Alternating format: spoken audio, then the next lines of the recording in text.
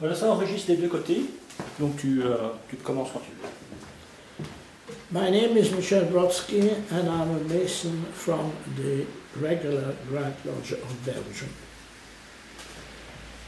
I've been studying this business of the irregularity of the French Grand Lodge, or the Grand Orient, as it is named. And I have some very interesting details to bring to you. On September 12, 1877, the delegates from the lodges that made up the Grand Orient of France, the large Masonic body in the country, met for the Constituent General Assembly in the Grand Orient Hotel, 16 Rue Cadet in Paris. There were the delegates of their respective lodge to rule on the question which would shape the future of their Grand Lodge. The mass of delegates mirror the lodges they came from. Most belonged to the middle class, were well educated and often politically active. And since as Freemasons they knew the symbolic value of words, but it is but logical to think that each one of them was well aware of the importance of the action we are about to take, to collectively undertake about the future of the Grand Orient, their regulating body. Thus, the text of the Constitution of the Grand Orient was as follows. Being an institution essentially philanthropic, philosophic, and progressive, Freemasonry has as its subject the search for truth, the study of universal morality, science and arts, and the practice of benevolence. It has, in the old paragraph, it has as its principle the existence of God and the immortality of the soul and the solidarity of mankind. It deems freedom of conscience to be a human right and does not exclude anyone because of his belief. Its motto was and is still liberty, equality, fraternity. The new proposal was different. It has at its principle absolute freedom of conscience and the solidarity of humankind. It does not exclude anyone because of his belief. And third, its motto is liberty, equality, fraternity. 27 years later, the reader is looking for answers to the following question. These masters of the lodge and their representative, who came all over France, from overseas, from Algeria and the Middle East, were they aware at the precise moment of the importance of their vote? Did they realize that in elimination of all reference to deity, in the Constitution of the Grand Orient of France, they were altering its destiny and modifying the tacit rules that up to that moment united all nations from France and those from the rest of the world in the same fraternal bond? Or did they act without thinking? Did they fail to foresee the consequence of their votes? One wonders if they were aware that their vote recorded and confirmed that Freemasonry was practiced in the nomination of their members. And the Grand Orient was also made of members of the royal family, the imperial family, created in Hanover, Holland, and so seem to indicate that Napoleon Empire had a favorable view of Freemasonry. It was only a facet, though. Freemasonry was not exempt from Article 291 of the Criminal Code, which said that no more than 20 people or members of an association, which said would gather without prior approval of the police. Freemasonry was tolerated in the 19th century, but its existence was never officially allowed.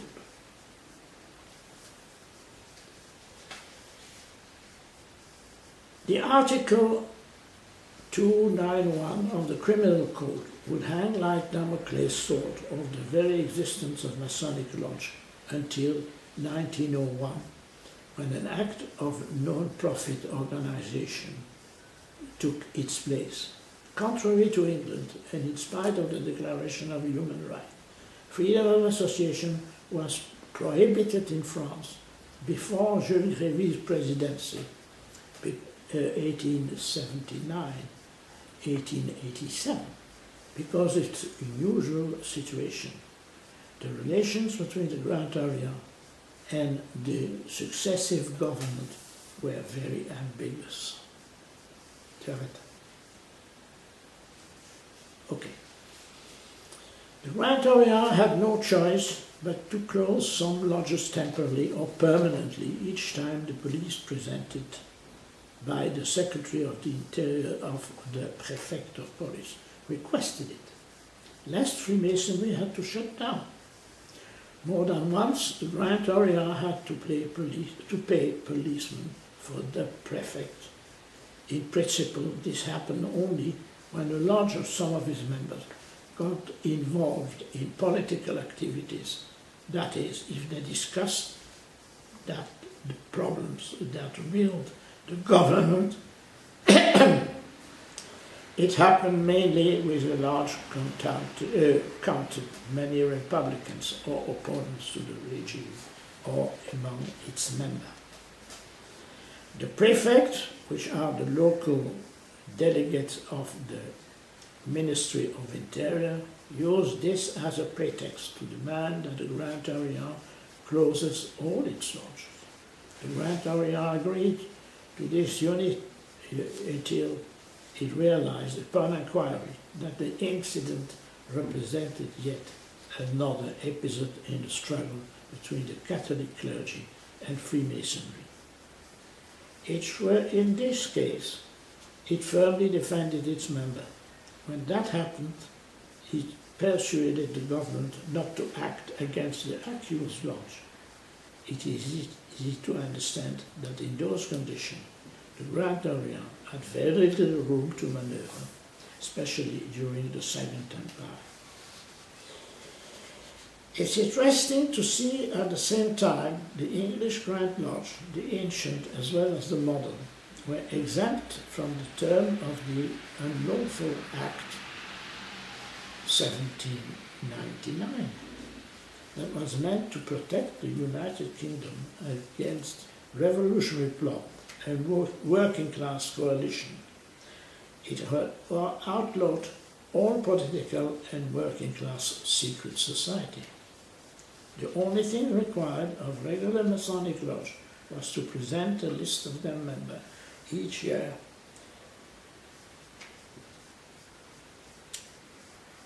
The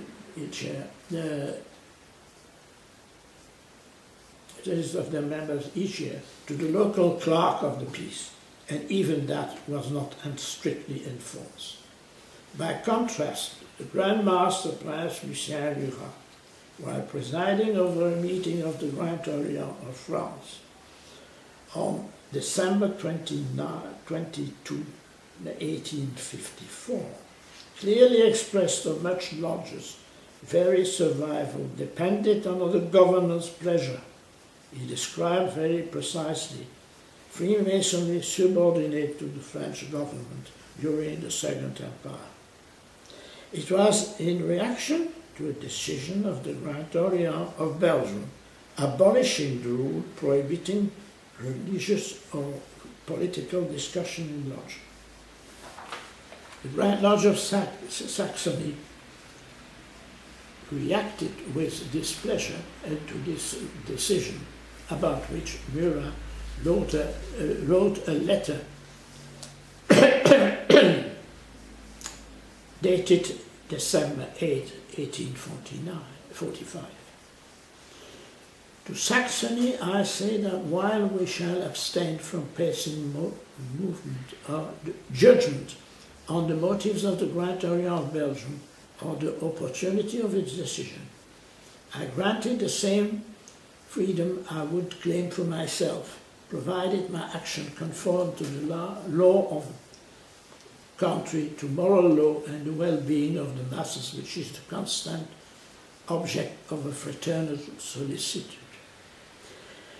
Belgium acknowledged Freemasonry. The laws of that country grant a right to congregate. Belgian Freemason do nothing more than use the right permitted by law.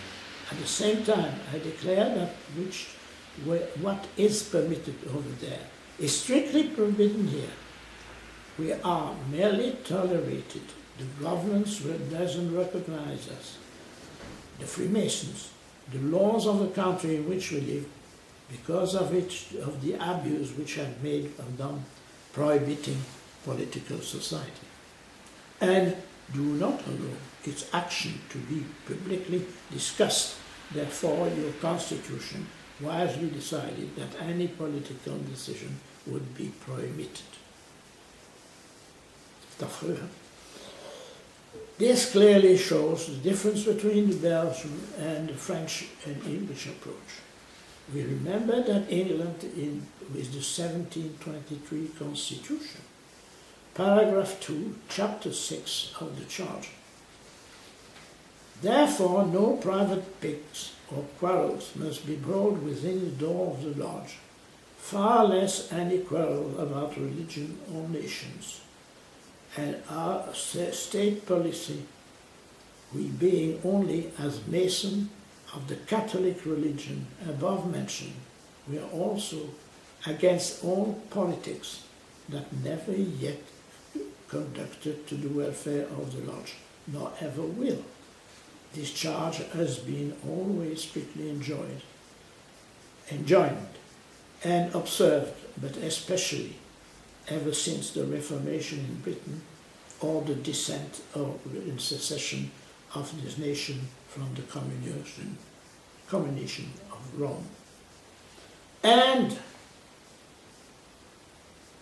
in 1738, the dedication of the Constitution is even far more telling, for it contains the famous address to the Prince of Wales. For we meddle not with affairs of the states in our lodges, nor with anything that may give umbrage to the civil magistrates, that may break the harmony of our communication, or that may weaken the consent of the lodge. And whatever our different opinions in other things, leaving all men the liberty of conscience.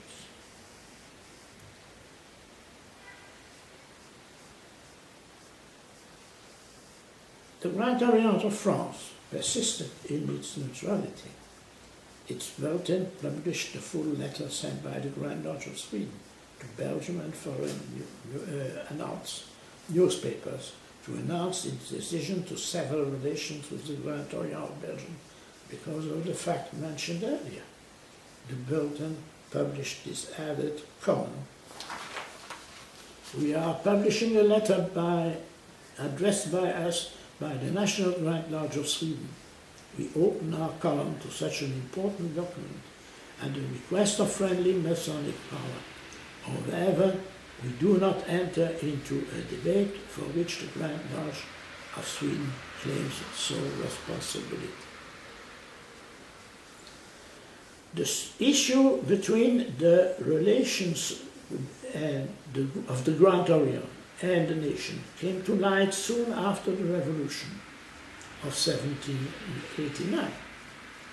In September 1798, The French Republic Minister of General Police wrote to the Northern Department's Commissioner.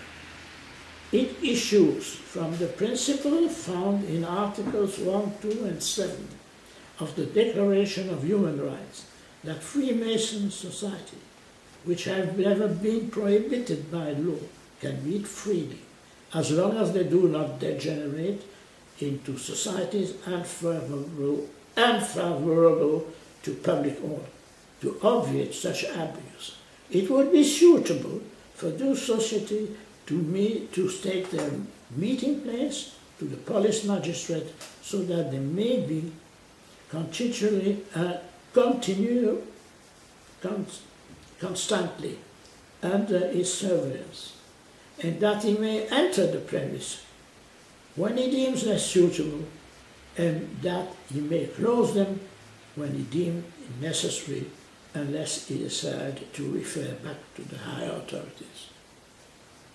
Freemasonry was always under police surveillance, as evidenced in the daily reports compiled by the Empire for the Empire Secret Police, which listed the events relating Freemasons. Among them, suspicious anonymous letter announced a vast conspiracy received by Belmont, master of Masonic Lodge in Berne, et sent to Roger, French pharmacist, chargé d'affaires in Switzerland.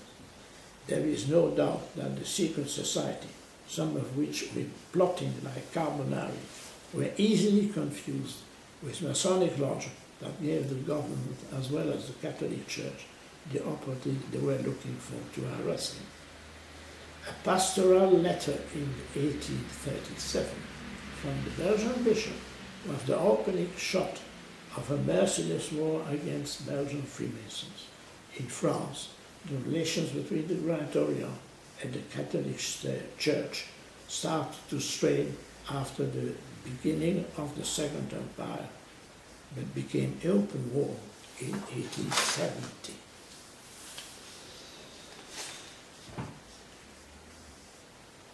The Grand Orient of France attempts to define himself had started in the Restoration, that is in 1830, through a slow process whose first step was the publication of the Statute and General Rules of Freemasonry Order in France.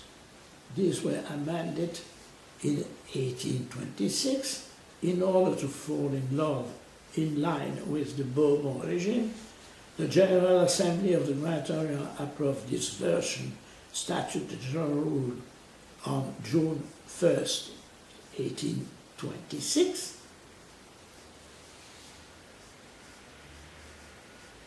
What was left after that?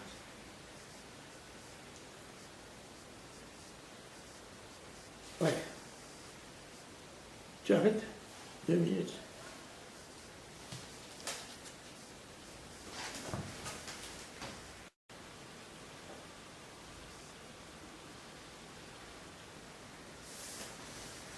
Vas-y.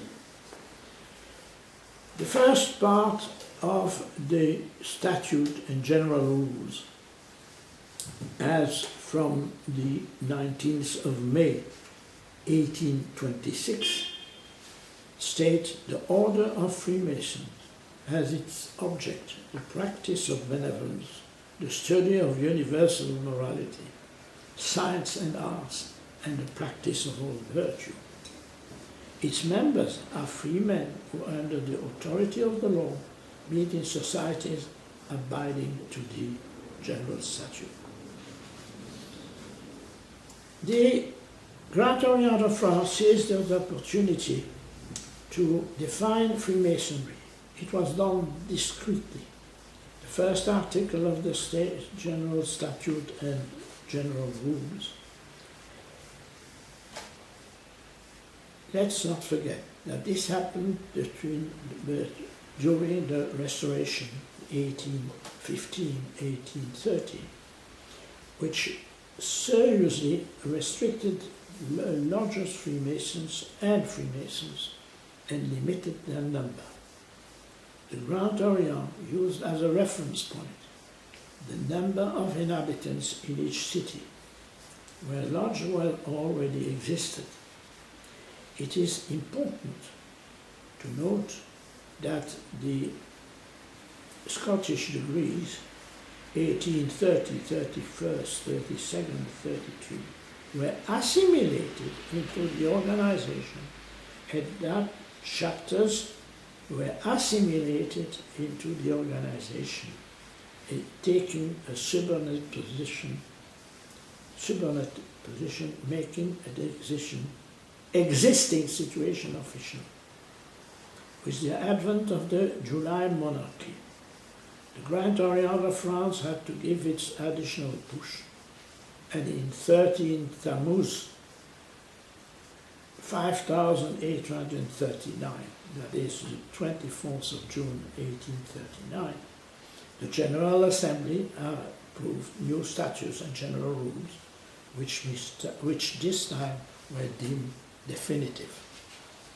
The definitive didn't last too long, though on August 1849, the General Assembly of the Grand Orient approved the constitution of the Masonic orders in France. This was an important text. For the first time, the word constitution was used in connection with the fundamental text regulating Freemasonry.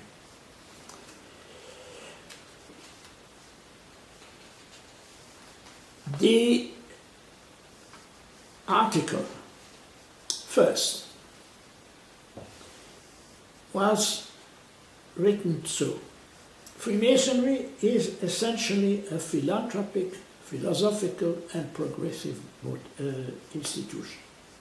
For its foundation, the existence of God and the immortality of the soul, it has for its subjects the practice of benevolence, the study of universal morality, science and arts, and the practice of all virtue. Its motto has been from times immemorial: liberty, equality, fraternity.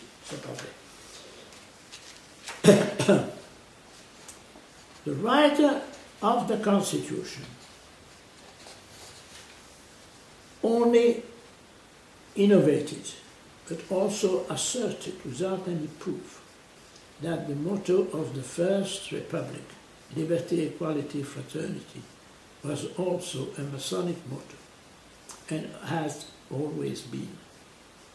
In doing so, they endorsed the myth that Freemasonry was responsible for the Great Revolution of 1789.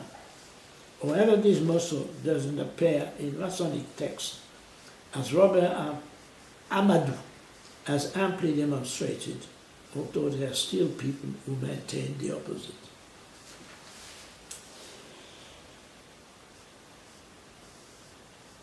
The new definition of Freemasonry written to the statute was quite benign in 1826.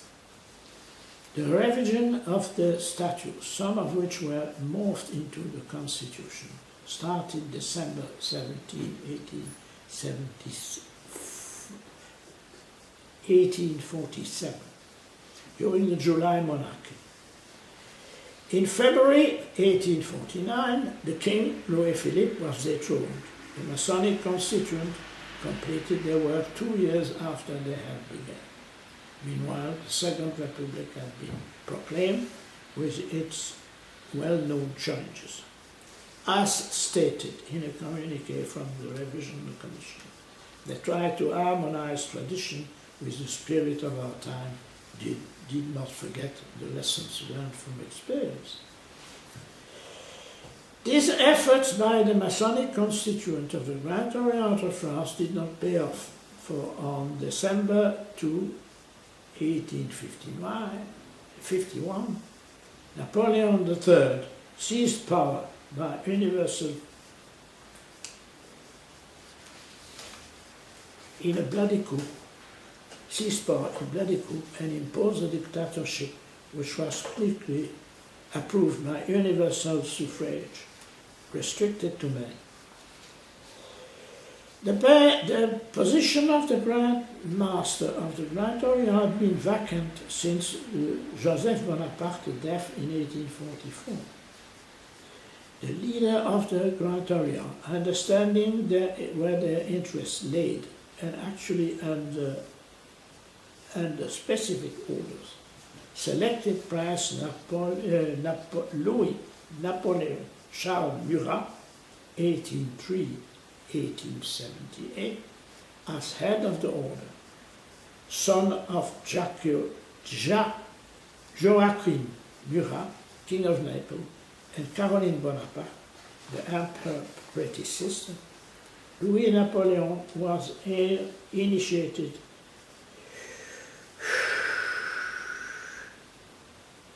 in the USA, or maybe in Austria. It is not exactly known where.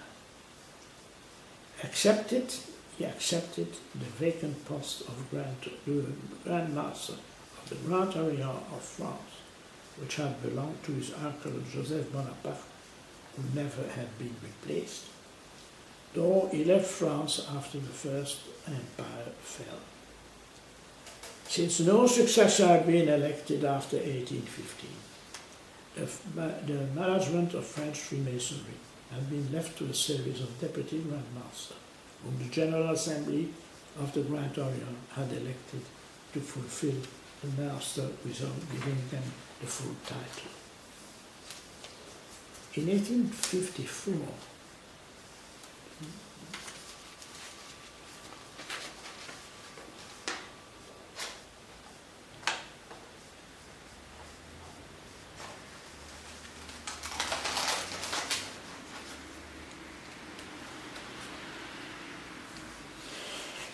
In 1854, Lucien Murat followed the footsteps of his cousin, the Emperor, and acting as a virtual dictator at the head of the French Freemasonry.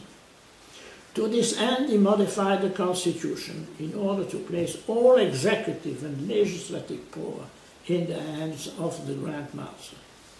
He was elected for 7 years. Contrary to Napoleon the Third and the First, who had huge popular support, Murat, who dreamt of emulating the Emperor, quickly lost popularity among the French Freemasons, placed under its authority. This accidental Freemason had no real experience in managing a Grand Lodge. He was unaware of the importance of the Grand Orient in French society and its influence among the middle class in Paris and in some 150 provincial towns where the lodges met. It seemed he tried to impose very vague and personal view on Freemasonry, which might have been inspired by what he witnessed during his stay in the United States, though anyone knows whether he was an active Mason there or a more spectacular. His first gesture was to fire the head of the Grand Orient Secretariat, Brother Hubert, who was elected to that position because his elegant penmanship, a skill his opponents could not emulate. Hubert lodged a protest, and his opposition to baseless revocation led to a so-called Masonic trial, after which he was excluded from Freemasonry. Such arbitrary decision, coupled with the extortion by Murat's deputies, led to the unavoidable when time came for him to meet his re-election. He clearly lacked a majority. To break the stalemate caused by the need to find a successor, Napoleon III named Marshal Magnan, Field Marshal Magnan, Grand Master of the Grand Orient of France by decree. It is worth noting that the Marshal was not a Freemason. to remedy this. He received all 33rd degree, all 33 degrees, from Rexus, the most hated of Murat's deputy. The constitution broke with the past by abolishing the chambers that served as the managing body of the Grand Orient, and it introduced a structure which by and by has remained the same to this day. The new system was dictatorial, but it would be shortly be amended in a more liberal democratic way after Marshal McLean replaced Murat. In 1862 to 1865, there would be new alteration to the constitution, stripping the Grand Master of some of his power and replacing the Grand Master Council with the Order Council, which for all practical purpose managed the order. In 1865, the constitution was modified, and in 1877, the Third Republic, wavering between the Grand Orient, the parliamentary democracy, and a return to monarchy, clearly took side. Article 1 of the Constitution was modified again, and all reference to deity expurgated. In doing so, the Grand Orient sided with the left-leaning Republican Party, and though sheer ignorance and lack of information severed its relation with universal Freemasonry.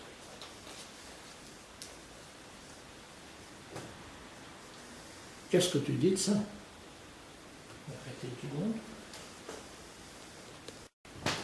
Voilà.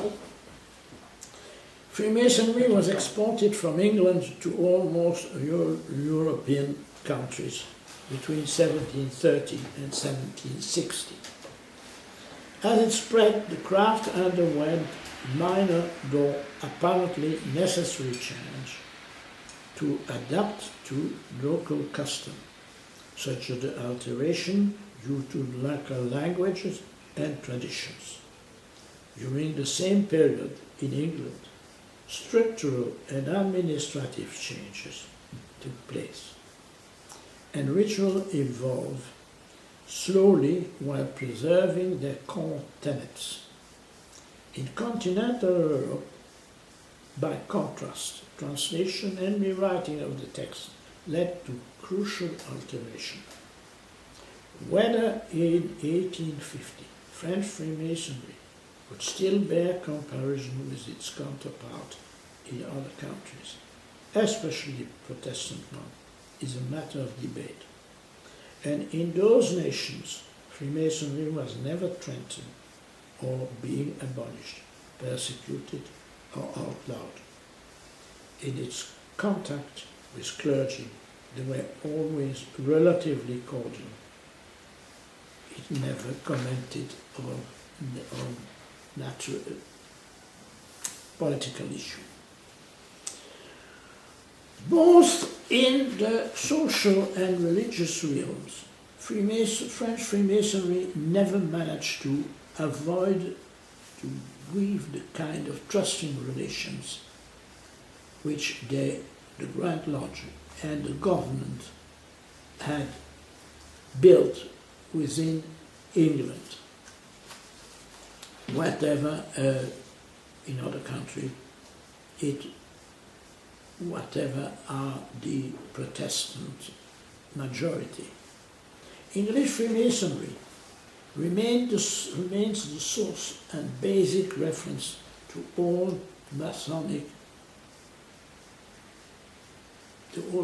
lodges in the world.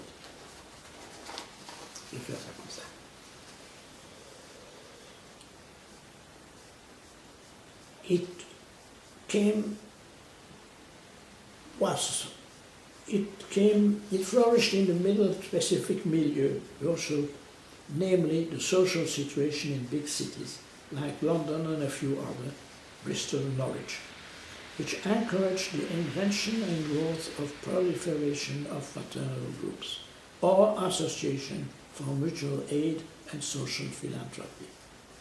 In its beginning, Freemasonry was first and foremost a mutual aid society adapted to the needs of the lower and the middle class in a society where health insurance, pension plan, and social security were non-existent. The first lodge appeared in urban city. Their members lived no more than a few hundred yards from the lodge building, and they knew all each other. Each time they met, monies were collected to ease the suffering of members and their family. Sometimes the sole purpose was to pay for the funeral expenses of deceased Mason. His crucial social rite having great symbolic importance on the whole of the population at that time. The formula was so successful that the lodge grew in influence, while simultaneously, without discontinuity, other lodges were established. Members of the new lodge did not live in the same neighborhood, but rather shared similar interests. Some were wealthy members of the social or intellectual elite, which met in renowned taverns or inns. Others were sailors or former students in the same school. Others gathered with people from the same province or region. The system was flexible enough to meet widely different needs. Masonic rites and practice remained similar to create unity among all lodges. Together they established a Grand Lodge, what would make a charitable institution available to the whole nation while keeping its original structure. Once a year, all Freemasons would gather for the installation of the Grand Master and sit together in fraternal unity. That day, artisans and small shopkeepers mixed with nobility in a unique organization that offered absolute equality for the duration of one meal. The management of the Grand Lodge was officially the responsibility of a Grand Master, who was a peer or the realm or a member of the royal family. In reality, a committee of charity oversaw day-to-day activity. Its importance grew as philanthropic activities expanded. The school for Freemasons children can be mentioned as a good example. In 1830, the Grand Lodge of England Committee of Charity became the Board of General Purpose of the United Grand Lodge of England. Special bonds were thus created between Freemasons, their respective lodges, and the various lodges, and the Grand Lodge. In 1723, the administrative aspects these bonds were codified in a constitution which would be modified from time to time as the need arose. To understand this structure, we must remember that the United Grand Lodge of England refused the defined Freemasonry per se, preferring the phrase, a Freemason is.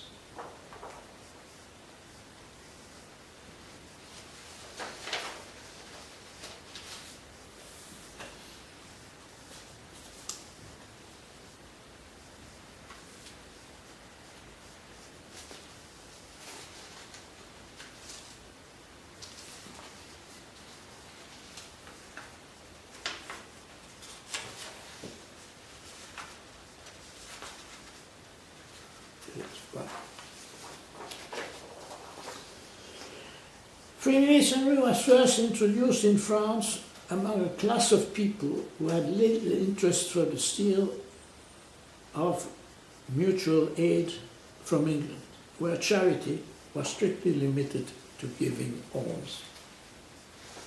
Before 1789, the French society was rigidly divided between castes and crossing over from one to another was nearly impossible. The bonds that Freemasons established with their peers were admitted as new members. This phenomenon was evident throughout Europe, where Grand Lodge membership was limited to noblemen and wealthy bourgeois. Notably absent from still framework, the English constitution was not known in France, for it was never important. The constitution proclaimed in France were a product of the social realities of the time. The same token, the magic structure, as defined in the Constitution of the Grand Lodge of England, had no equivalent in France or in Germany. Religious tolerance was also ignored in France, where only Catholics were made Freemasons, and in Germany only, and in Scandinavia only Christians were admitted. But the fundamental difference between English and continental Freemasonry was that continental Freemasonry did not know what a Freemason was, or rather, to quote the Grand Orient of France, bylaws, the Grand Orient recognized as Freemasons those that it deemed worthy. To become a Freemason was therefore reduced to a simple administrative formality. In reality, the question pondered by members of the Continental Masonic Lodges in the 18th century was the following: what is Freemasonry in France? Once initiated, members belonged to the caste of those who deemed worthy. They were believed that going through the prescribed ceremony was enough for an answer to the question, what is a Freemason? They had been received in a state, and one supposed that that state, which they had entered, had its place in the hierarchical society where they lived. Their inability to answer the question, what is Freemasonry, came from the ignorance of what a Freemason was. Hence the need for the men who first started to organize Freemasonry to quickly create an original indigenous constructor. There were no speeches similar to Ramsay's oration in England.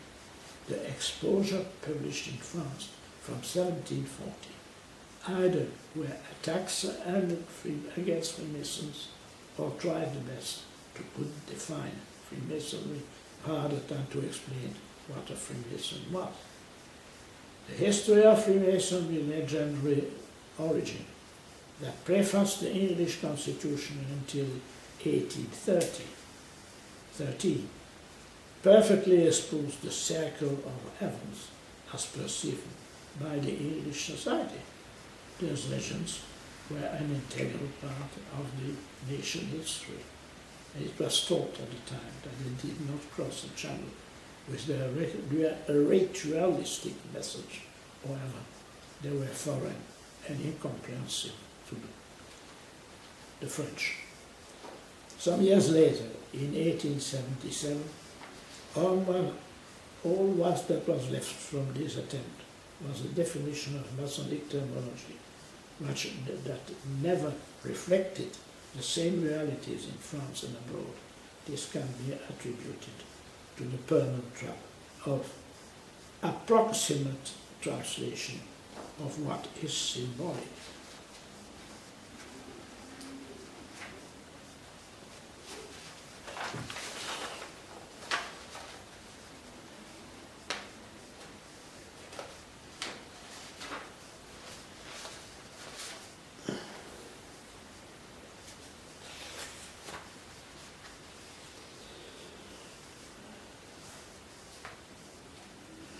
In Protestant England, this reference expressed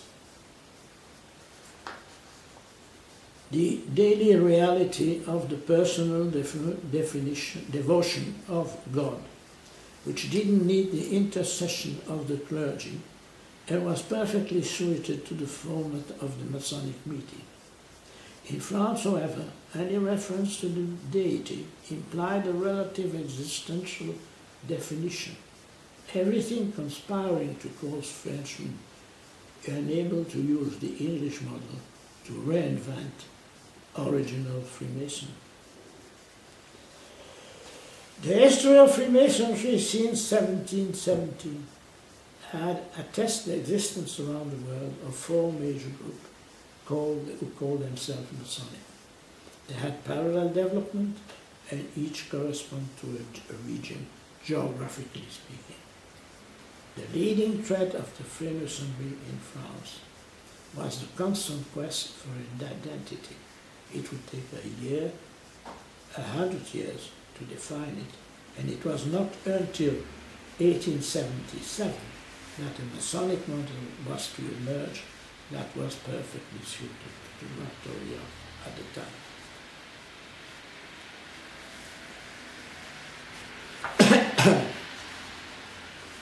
Bon, on continue.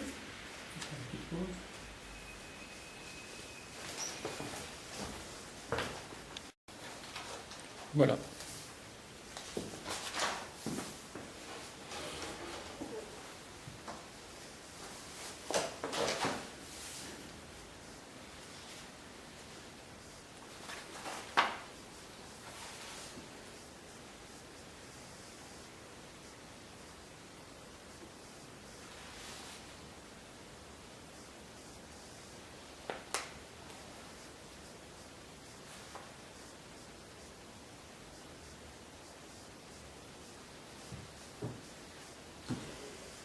Okay.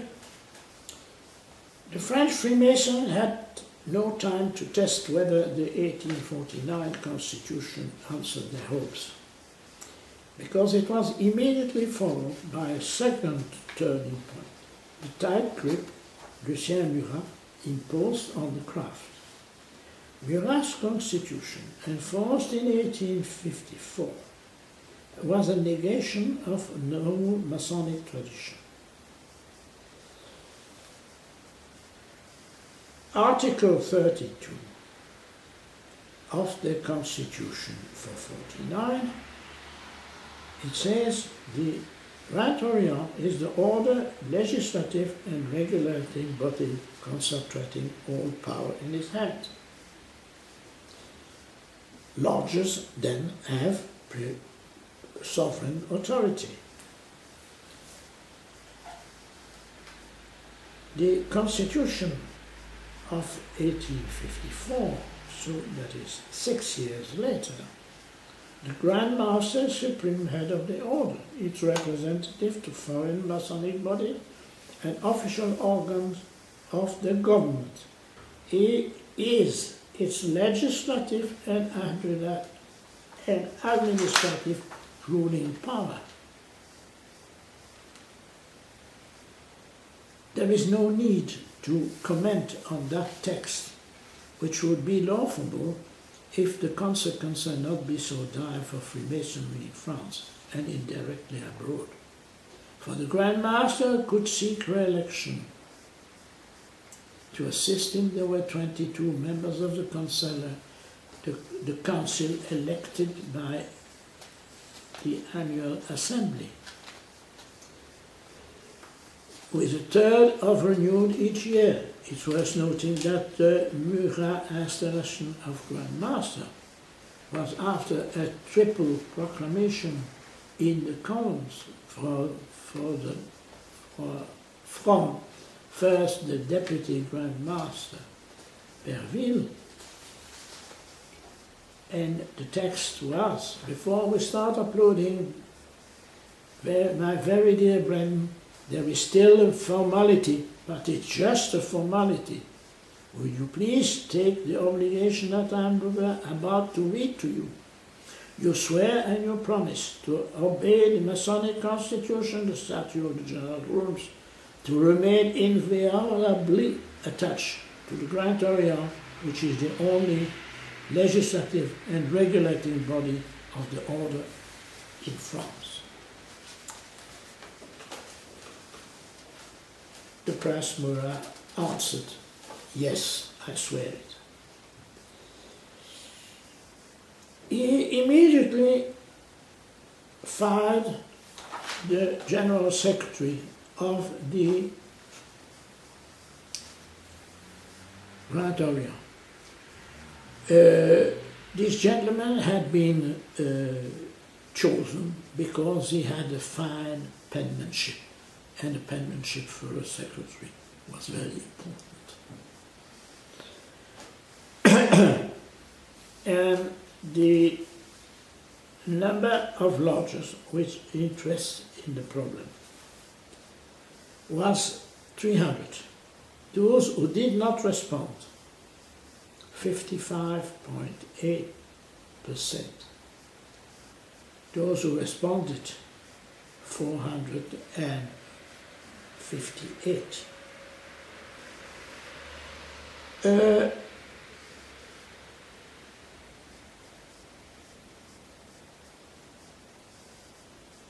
Then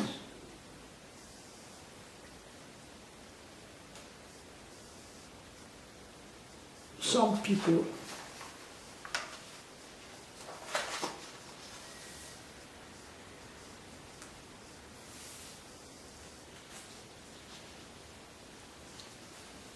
Marshal Magnan, who succeeded Lucien Murat, was the modification, and he believed the Masonic constitution will not be completed if it remains silent on that subject. Upon declaring that God is that human soul is immortal, did Freemasonry try to impose a dogma the way a church imposes a profession of faith? Freemasonry does not impose a dogma in general sense of the word. Nor its teaching. It merely tries to explain what is the help of right and emblems, its symbolism. It's purely scientific one, since it corresponds to the simple generation of Freemasonry. The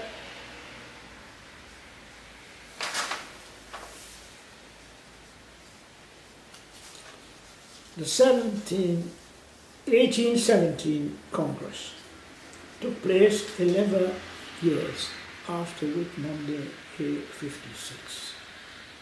Those 11 years had seen deep political and social change. The French Republic, for it had become a republic since the Wallon Amendment was voted on January 30, 1875, was struggling to come into its own and form a government that reflected the wishes of a majority of its citizens. Despite the right-wing party, who were still hoping for a monarchist regime. The empire ceased to exist. After the Sedan debacle, and the battle which was lost by the French against the German army, but Napoleon is still, the Bonaparte party has still a lot of followers among civil servants and government officials. Those people waited for a new coup to install Napoleon IV in the throne. The monarchist Raleigh was divided between the House of Orient and the House of Bourbon. They waited for their president would leave the seat. But after the Wallon Amendment, the only hope resided in the constitutional monarchy, which the right wing strictly opposed. Marshal MacMahon, president of the French Republic, could not or would not understand that France had become a parliamentary democracy. De facto as well as de jure, to the constitutional and organic article he refused to share power with his cabinet, preferring to govern alone by virtue of the mandate given by the National Assembly. This led to the 16th of May 1877 crisis. Two acts were passed by Parliament. The Organic Municipal Act, which forced City Council to be open to the public, and the Press Act, which opposed both by the right wing and the Maréchal. The vote provoked an incident that comforted the Republicans for their majority and forced McMahon's departure. On May 16, 1877, the head of government, a conservative Republican named Jules Simon, received a letter effectively firing him. The Maréchal has become intimately convinced that the National Assembly had elected it to prevent the spreading of progressive ideas and what was called at the time radicalism. Mr. Léon Gambetta personified his idea. Therefore, he had to ignore Mr. Gambetta, and this he was unshakable. How would the crisis end? Would he resign or dissolve Parliament? The Marshal could not conceive of designing, so he chose the Selman solution.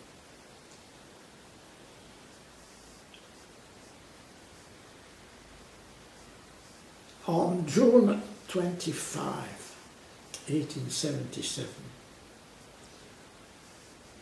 France had become embroiled in an electoral fight.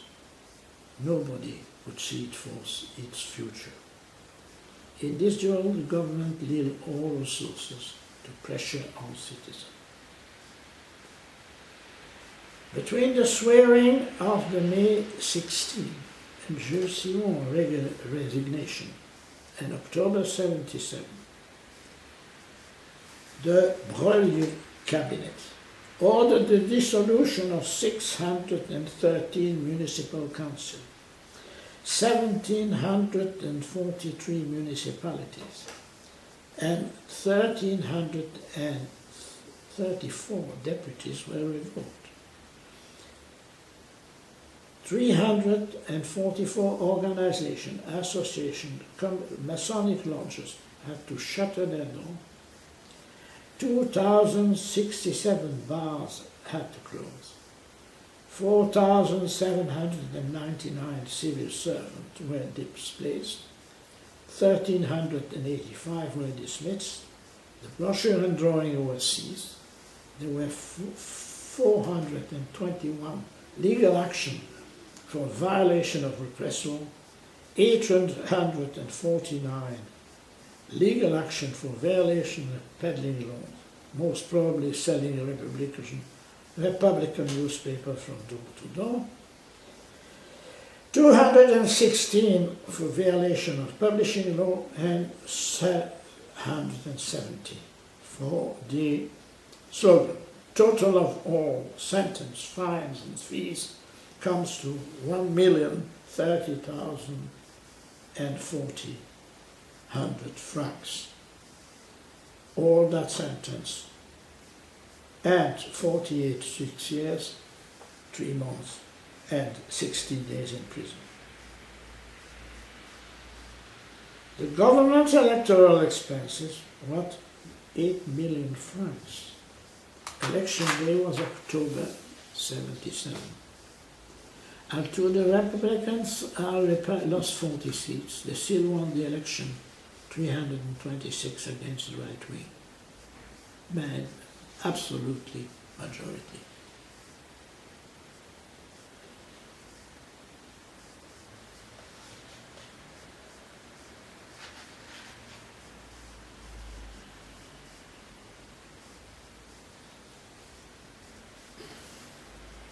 On September 1870, a month after Sedan, the defeat of the French army, the armies of Victor Emmanuel II of Sardinia invaded Rome. The king was finally able to achieve Italy's unification.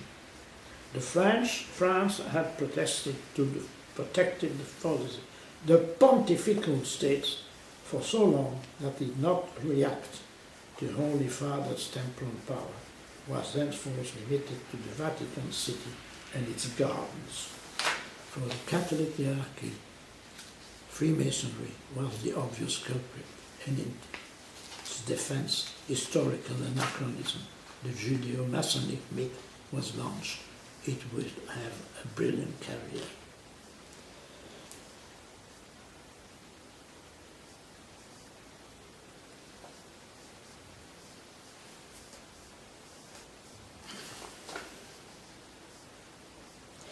The man who led Freemasonry at that time was the Reverend Frederick Desmond.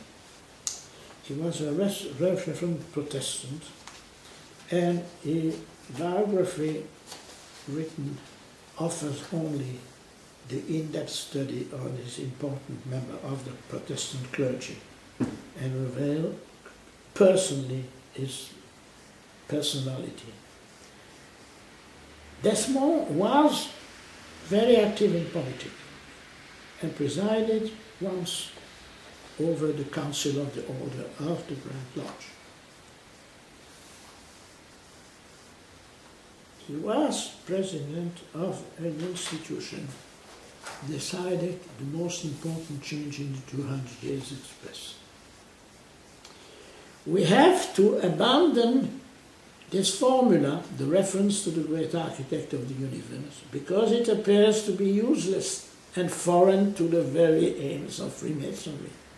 How could a man graduated in a Protestant theological faculty and was therefore perfectly able to understand the subtle relationship between faith and belief in God and the nature of Freemasonry, comes to such a conclusion? It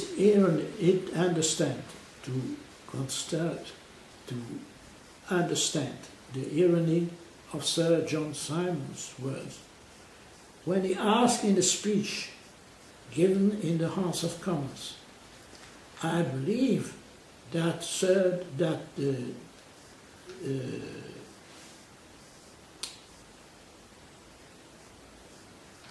Desmond is a strong believer in the great architect of the universe."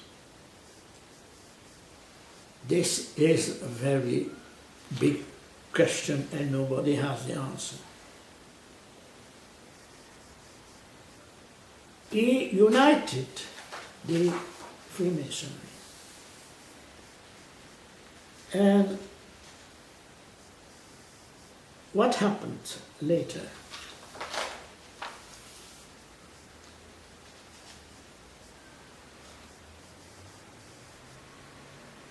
is very interesting. Herbert Henry Howard Molyneux, 4th Count of Carnarvon, was born on the 24th of June 1831. Raised at Eton, he was accepted at Christ Church College in Oxford on the 17th of October 1849. On December of that year, his father died, and at 18, he became a member of the House of Lords and the heir to one of the most prestigious names in the kingdom. In 1852, he graduated Litteris Humanioris from Oxford. He travelled to the Middle East and gave his first speech in the House of Lords, January 31st, 1845. He was 23 years old.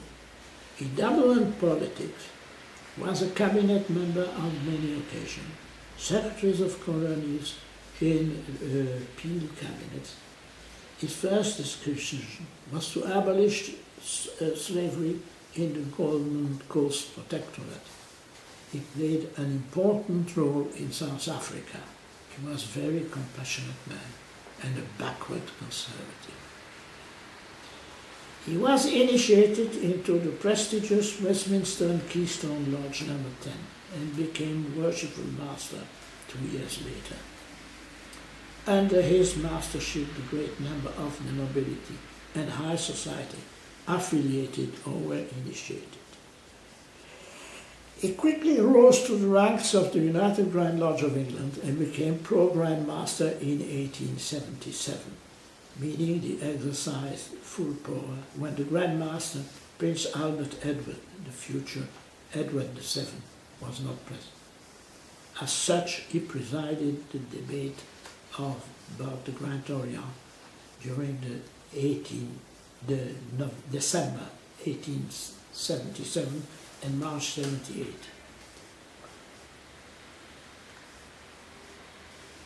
This is a very short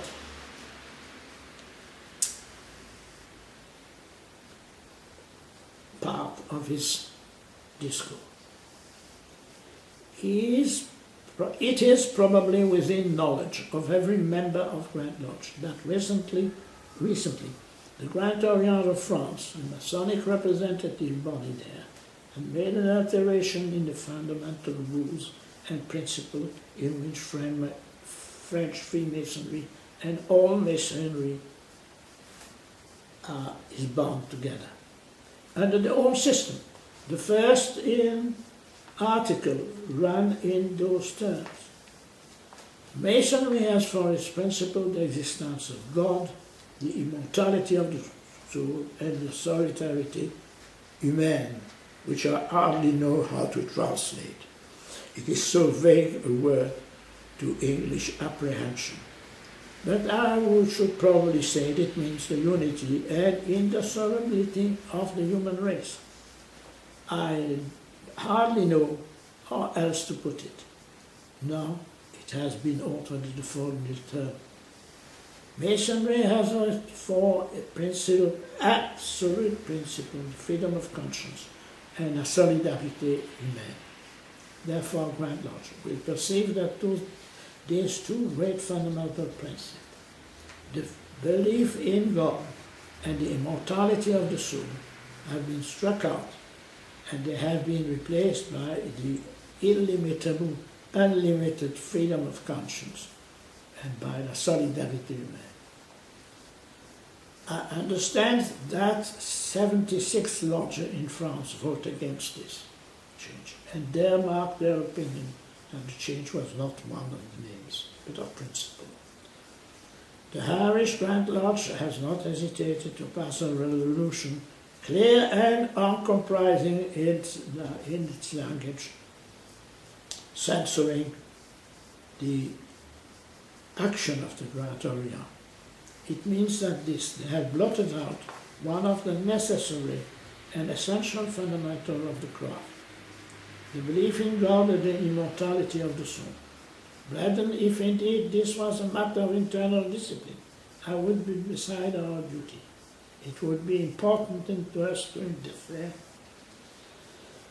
Brethren, this is only one point in connection with this. It may be asked, it is in the course of the heaven that French Freemason applying for admittance in the English lodges, provided that the certificate by French Mason brings him to bear the date previous to this declaration on the part of a Grand Orient, I should say, by all means admit him freely and instantly, but with a certificate bearing a date subsequent to that declaration.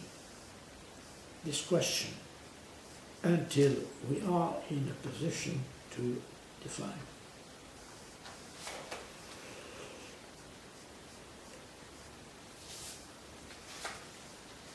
Then, Grand Lodge of England passed a resolution which is still in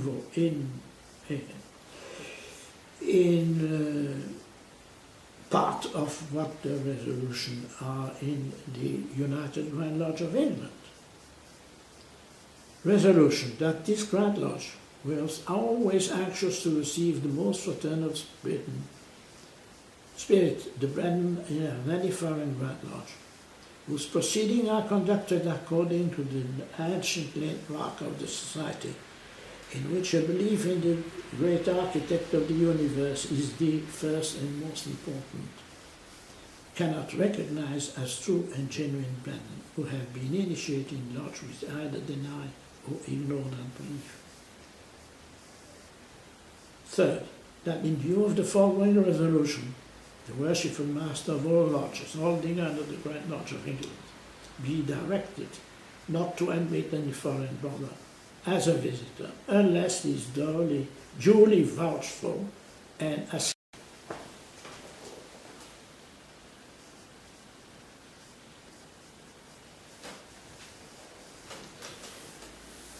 And finally, it should be said that this work is far from finished. The research in Freemasons' motives must continue unabated. Such is Masonic methodology.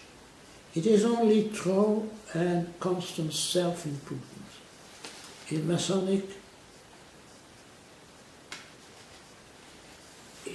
the Masonic methodology. It is only through the self and constant self-improvement in the face of the great architect of the universe that one may hope one day to get a glimpse of this Canaan of wisdom which one aspires.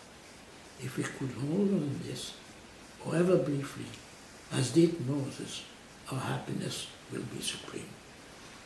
Ça c'est pour les Américains. Si je dis ça en Belgique.